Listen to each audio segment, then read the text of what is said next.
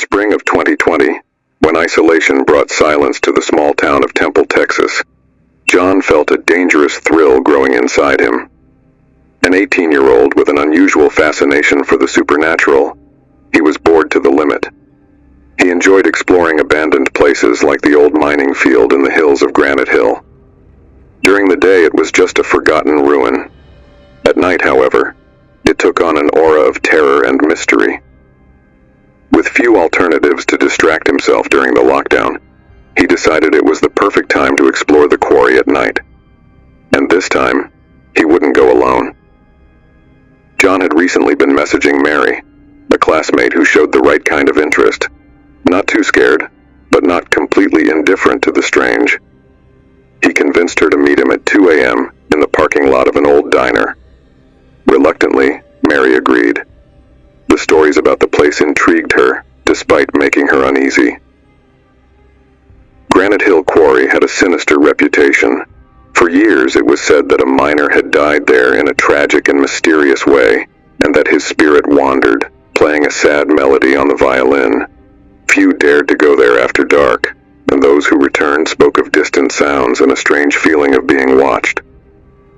Upon arriving, John saw Mary standing by her car, her eyes reflecting the hesitation she was trying to disguise. After a brief conversation, they walked toward the trail leading to the quarry entrance. Everything was incredibly quiet. The moon, partially covered by clouds, cast a faint light on the path, but the dense trees around them made it hard to see. John, holding an unlit flashlight in his hand, believed the darkness made the experience more authentic. "You've heard about the miner's legend, right?" he asked, with a forced smile. "I've heard a few things. About the violin." Mary looked at him, trying to appear relaxed, but nervousness betrayed her voice. As they walked along the winding trail, both felt the air grow colder and heavier. The temperature seemed to drop, an unexpected contrast for a spring night in Texas. Suddenly, a distinct sound, like an old out-of-tune violin, echoed from a distance. Mary froze, rigid. Her face was pale, and she murmured something like a prayer, but John chuckled softly, trying to hide his own discomfort. "Oh, it's probably just the wind, or some animal." But with every step they took, the sound seemed to intensify, as if the invisible violinist was approaching. At one point on the trail, the sound was so close that they both stopped, tense, exchanging looks filled with dread. This isn't just the wind," Mary said, her voice barely audible. John couldn't respond. He realized the sound of the violin was now coming from all directions, surrounding them, trapping them in a strange and unsettling nocturnal concert. John and Mary stood there, paralyzed, as the violin sound encircled them, a harsh and melancholy melody that seemed to scrape their nerves. The narrow trail ahead now seemed to stretch infinitely. Every small light or sound turned the darkness into something alive, something breathing around them. Mary began to retreat, clutching John's arm so tightly her nails almost pierced his jacket. He dared not move, and for the first time, fear completely overtook him. "John, please, let's go. Now." Mary's voice was a whisper, but in the silence it sounded almost like a scream. He nodded, and they started to move quickly, taking careful steps, trying to avoid any noise that might attract whatever was playing. However, as they made their way back, they noticed something strange. The sound of the violin seemed to change direction, always coming from just ahead, as if guiding them to a specific place. After a few minutes, they found a small clearing in the forest, a space where the moon finally illuminated the ground. In the center of this space was something that froze them both. A skeletal figure back turned to them, dressed in tattered clothes, body hunched and arms raised, holding an ancient-looking violin. The sound stopped the moment they entered the lit space. In an overwhelming silence, the figure slowly turned to face them. It was not an ordinary man. His face was a tangled mess of dry bones and fragments of skin, and his eyes, deep and dark, seemed not to be alive, yet they were fixed on them with a chilling intensity. John felt a horrible nausea wash over him. The figure tilted its head, as if studying them. Mary, with tears in her eyes, tried to back away, but the figure advanced, moving in a slow, dragging step. In a hoarse, almost whispered voice, the being began to mutter something unintelligible, a cadence that resembled the violin's melody, but now was a macabre chant. I can't take this anymore, John. Mary screamed and started to run away. John hesitated, but fear propelled him to follow her. They ran through the forest, stumbling over roots and stones, the violin sound resuming even more intensely, as if it were a shadow pursuing them. Each time he looked back, he thought he saw the specter keeping pace, drawing closer with every step. When they finally reached the parking lot, the two stumbled toward Mary's car, gasping and wide-eyed. She turned the key in the ignition, but the engine wouldn't start. She tried again, but nothing. John frantically banged on the dashboard, desperate. "Come on, come on." Then they heard a faint tapping on the window from outside, a light scraping sound on the glass. Mary looked, and her face turned even paler as she saw the outline of that same figure, with bony fingers pressed against the glass, leaning in to watch them.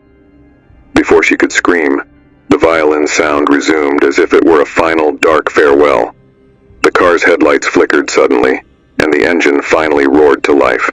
Without looking back, Mary sped out of the parking lot, putting as much distance as possible between them and that cursed quarry. On the drive back to town, neither of them dared to speak. Both knew something inside them had changed forever. As they neared the main road, the violin began to sound again, this time coming from inside the car, a soft, distant tone, almost indistinct. When they finally arrived at Mary's destination, John got out of the car, trembling, and promised himself he would never return to that place. But as he turned away, he heard one last chord, soft and mournful, like a dark farewell. He looked back, but there was nothing there, only the wind and a silent darkness.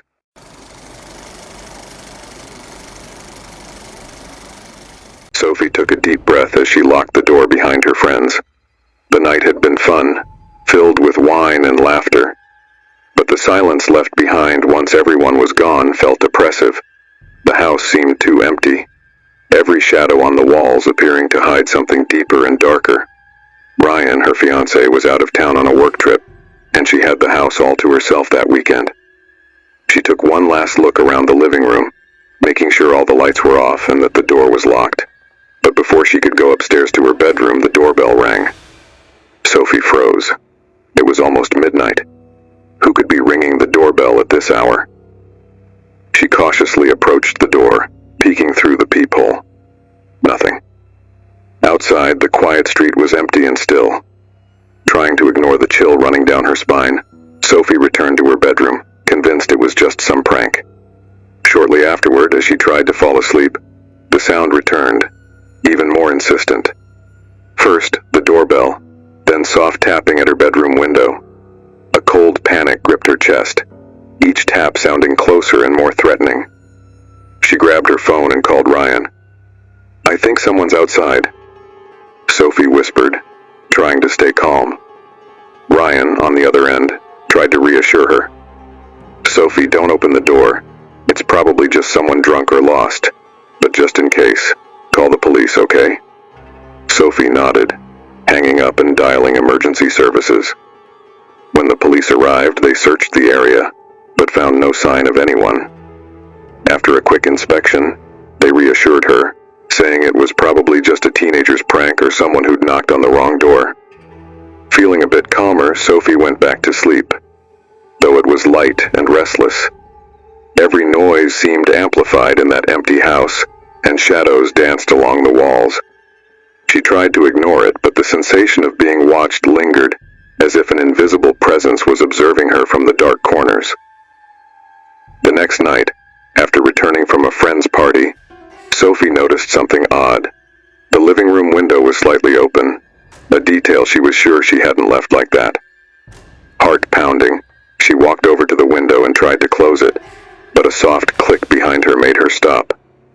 She turned slowly, holding her breath. The basement door was ajar. That basement was always locked, and Ryan made sure it stayed that way. She stood there, frozen, staring into the darkness that seemed to stretch beyond the open door. Suddenly, a low, gravelly voice drifted out from the shadows. "Finally, you're home, Sophie." Sophie's blood ran cold. The voice sounded familiar yet distorted, like someone was speaking through an old, scratched recording. She took a step back, her heart racing. Just as the basement door started to open a bit wider, she turned on her heels and dashed for her phone, her hands trembling as she tried to dial emergency services again. On the other end of the line, the operator picked up on her distress. "Ma'am, stay calm and get out of the house. Police are on their way." Sophie nodded silently, but her legs felt rooted to the spot. She couldn't even blink as she stared at the basement door, now fully open. The dense darkness beyond the threshold seemed to call to her, as if something was lurking, waiting for her to come closer. Fighting the terror, she took a step toward the front door, but a faint rustling sound came from behind her, like someone dragging themselves across the floor. She turned quickly and saw a pale, skeletal hand reaching out from the basement's darkness. The long, dirt-stained fingers dragged along the floor, as if the intruder were pulling themselves from a deep, unknown hole in the shadows. Sophie screamed, her voice echoing through the quiet house. She rushed to the door, unlocking it in one frantic motion and escaping to the street, where the streetlight offered some relief. The police arrived minutes later and found her sitting on the curb, panting and shaking. As the officers entered the house, she could hear their firm steps echoing. They searched every room, and Sophie waited, her eyes fixed on the entrance, waiting to see what they'd bring out from the basement. But when they finally emerged, their expressions were puzzled. "There's no one here, ma'am," the older officer said, frowning. "The basement is empty, and we didn't find any signs of forced entry or anything to suggest someone was here." Sophie shook her head, dazed. She knew what she had seen. That pale hand, the creeping whisper calling her name. There was no way she had imagined it all. The police advised her to stay in a hotel for the night, and she didn't hesitate to accept. In the weeks that followed, Sophie tried to erase the memory of that night, but the nightmares wouldn't let her rest. The images of the basement, of the hand crawling across the floor, and the voice calling her name repeated like a broken record in her mind. She tried to forget, but the feeling of being watched followed her like a shadow. Months later, when Ryan returned from his trip, and things finally seemed to be back to normal, Sophie decided to review the security footage they had installed on the upper floor. The camera didn't cover the basement, but it did capture the entrance and the living room. She pulled up the footage from that night, curious to see if there was any record of the stranger who had terrified her.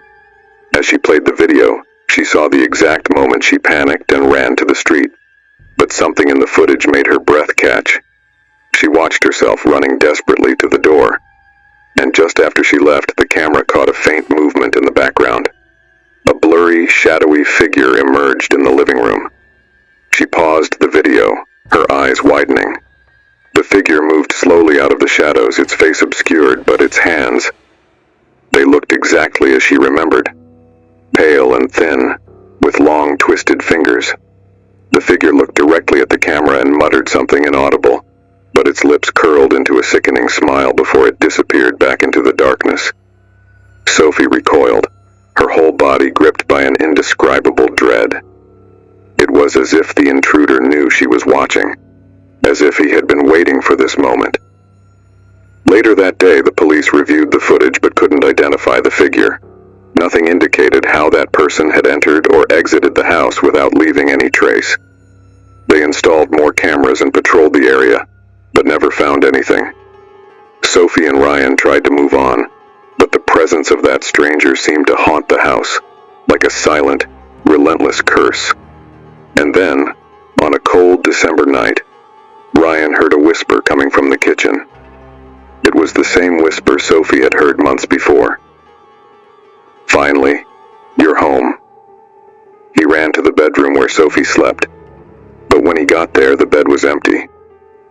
The air carried the faint smell of damp earth, and an open door led to the basement, which had remained locked since that fateful night. With a shout of despair, Ryan descended the stairs but found only darkness. The last recording from the camera that night showed a blur, something no one could clearly identify. Sophie was never seen again.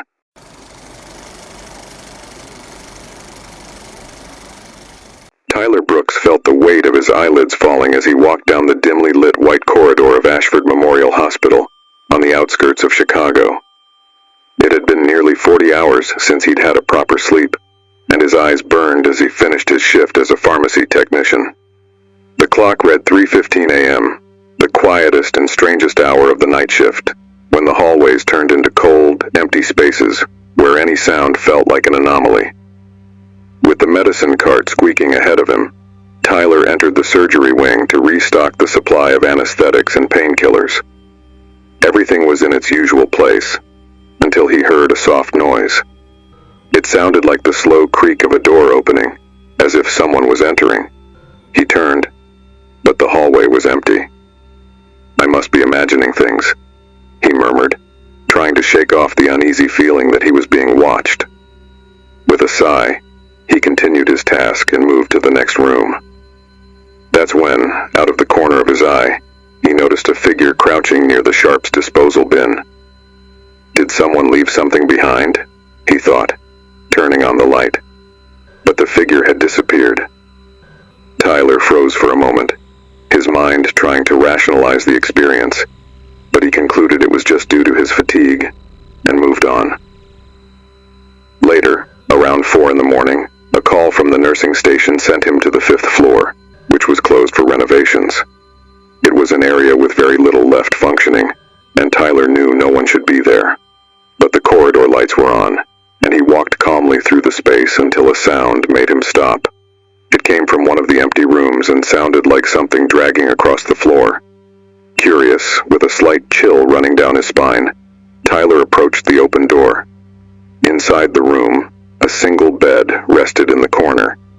There, lying still, was an elderly man, his body twisted, his eyes half open, with a deep red slowly trickling down his face. Blood dripped in thin streams from his mouth and nose, and the man trembled in an erratic rhythm, making gurgling sounds. Tyler was paralyzed. The monitor beside the bed blinked intermittently, but the lines were dead, as if the machine had been turned off. He blinked and took a step back, and when he looked back at the bed, it was empty. There was no one there, no traces of blood, only the faint echo of sounds fading in the background.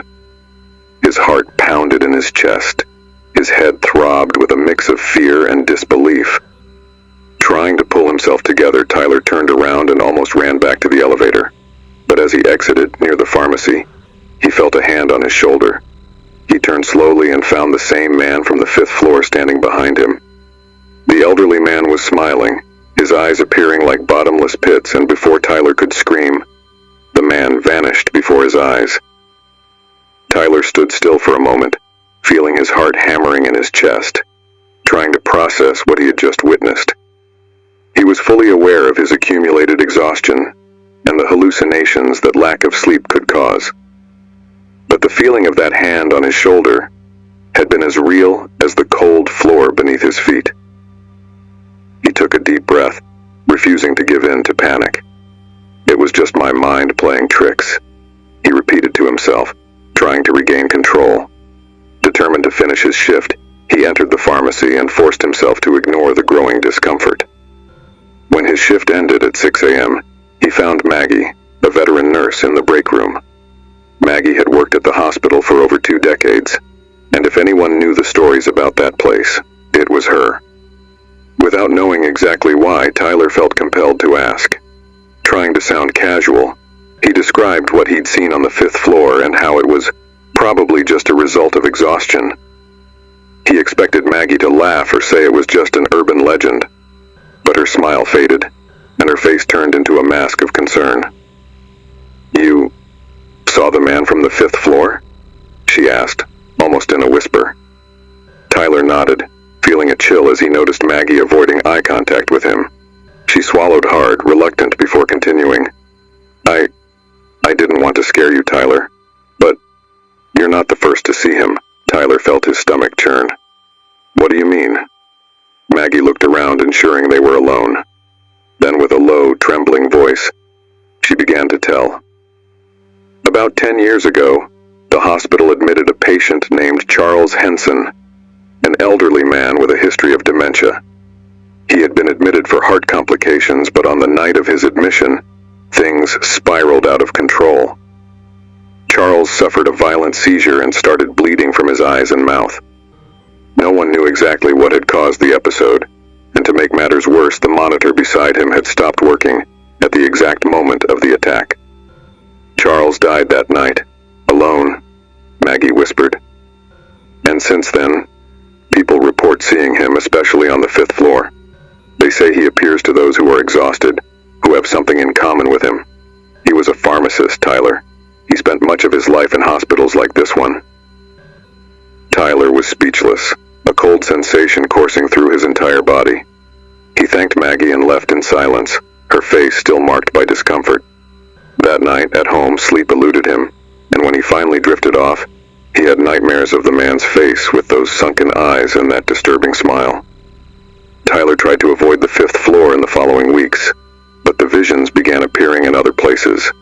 He saw Charles in the hallways, in the pharmacy, and even in the reflection of mirrors.